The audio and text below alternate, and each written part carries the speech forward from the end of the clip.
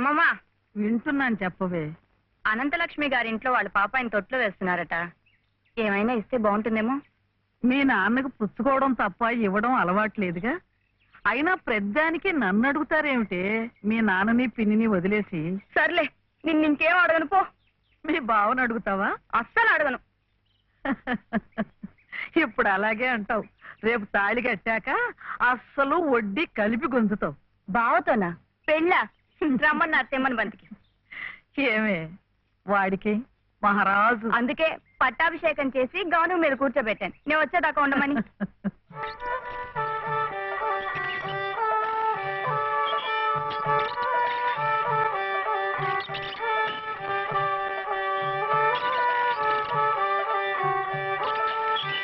నా దగ్గర మాత్రం వ్యర్థ పెట్టలేకు అని చెప్పండి. డబ్బు పంపిస్తేనే డబ్బా పంపించేది.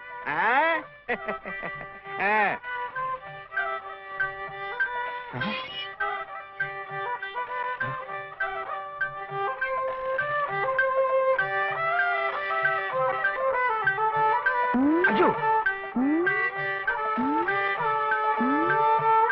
అమ్మో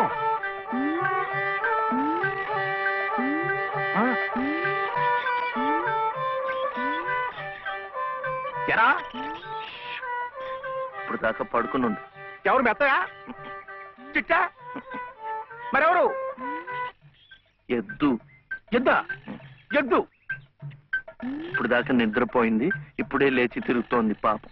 ఇట్ట అరుస్తే మళ్ళీ పడుకుంటుంది. ఇంకా నూనె ఉండదు, గీనె ఉండదు. ఇంకా ఉషేమిట్రా? నీ కాళ్ళు చేతులు విరిచి గానుగలు వేసి చెప్ప. అగో అగో అగో.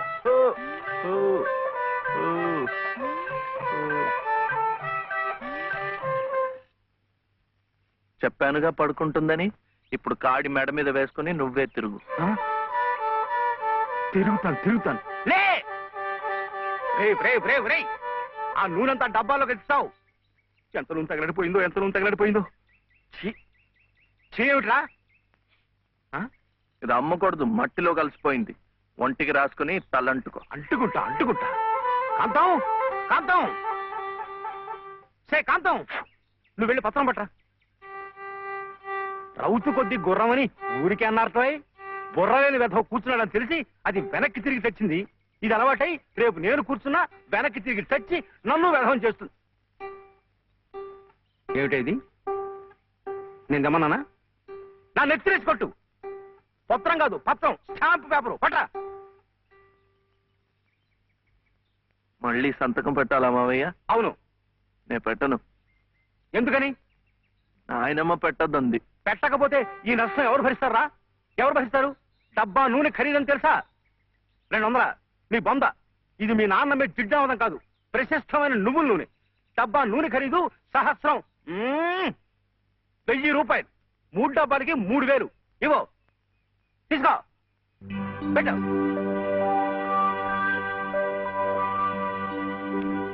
ఇది పెట్టిందే, ఇది పెట్టిందే, ఇది కూడా పెట్టింది. ఇది పెట్టు. ఏమిట్రా అది? మళ్ళీ సంతకం పెడుతున్నావా? మావయ్యకు చాలా నష్టం వచ్చిందట. 3 సహస్రాలు. ఎవరు చెప్పారు? ఏమయ్యా రే లే, మళ్ళీ ఇలాంటి సంతకాలు పెట్టావంటే ఒళ్ళంతా బాధ పెడతా. జాగ్రత్త. నష్టం వచ్చిందట, నష్టం. ఇంతవరకు ఆయన గారు పెట్టించుకున్న సంతకాలు చాలు.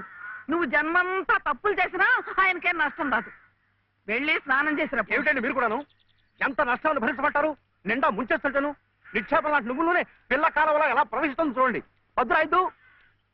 పద్దు నువ్వు కాదయ్యా రాయాల్సింది. నీ పాపాల పద్దు నేను రాయాలి. నా ఇల్లంతా హక్కు భక్తం చేసుకున్నందుకు రాయాలి. వాడి పొలం చేస్తున్నానన్న పేరుతో ఎక్కడికక్కడ పందికొక్కులా మెక్కుతున్నందుకు రాయాలి. నా బిడ్డ పోయిన 3 నెలలకే మళ్ళీ పెళ్లి చేసుకుని మమ్మల్ని ఇలా హింస పెడుతున్నావని రాయాలి. అనంత గారు అనండి. ఇంతకాలం మీ ఇంటి కుక్క కాపలా కాస్తున్నందుకు మీరు అనాల్సిందే, నేర్పడాల్సిందే. ఊరికి ఎందుకంటారయ్యా? పాపాలు చేస్తుంటే అంటారు. మనిషికి ఒక మాట. గొడ్డుకో దెబ్బని. నన్ను గొడ్డంటావా? చూసువా, సతీ తులసి లాంటి దాన్ని నా నోటితో ఆ మాట అనగలనా?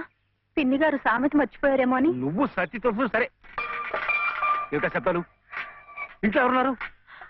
సతీ సవిత్రి లాంటి దాన్ని నన్ను అనుమానిస్తున్నారా? లోపల శబ్దాలు అవుతుంటే సత్యవంతుడికైనా సరే అనుమానం.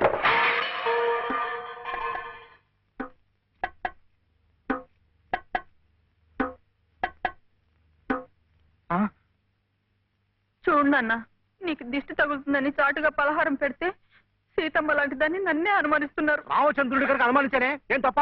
నువ్వు రామచంద్రుడు కాదయ్యా, రావణాచంద్రుడు. ఆ విషయం తెలియకే బంగారం లాంటి నా కూతురు గొంతు కోసేసినాను. అవకాశం దొరికింది కదా అని నా ఇంట్లో తిష్ట వేసి మేసేస్తూ మీరే నా గొంతు కోశారు. సిగ్గు లేకపోతే సరి. సిక్కు లేదని అమ్మ అన్నాడు. అవునన్నా, నేను ఇప్పుడే గోదాట్లో దూకుచేస్తా. నీతో పాటే నేను చచ్చిపోతానన్నా. రా తల్లి. అగో,